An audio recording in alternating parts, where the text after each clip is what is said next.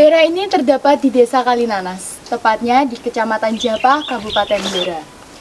Di sini sebenarnya adalah aliran sungai yang sangat deras, tetapi mungkin karena musim kemarau yang melanda kota Blora menjadikan daerah ini kering kerontang.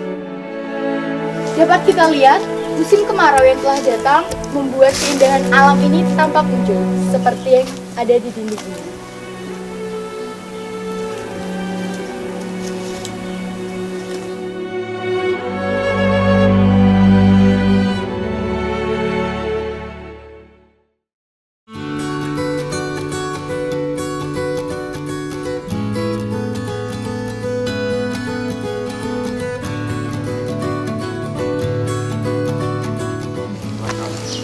Walaupun musim kemarau melanda daerah kota Blora, namun sungai yang besar ini masih menyimpan genangan air yang cukup banyak.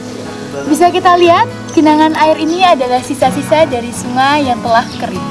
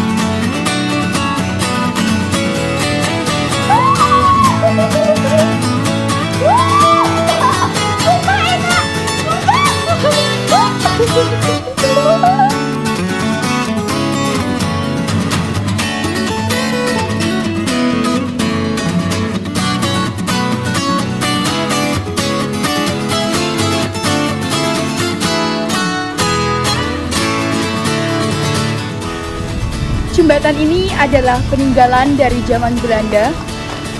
Pada zamannya, jembatan ini digunakan sebagai rel kereta api yang digunakan pada zaman tersebut.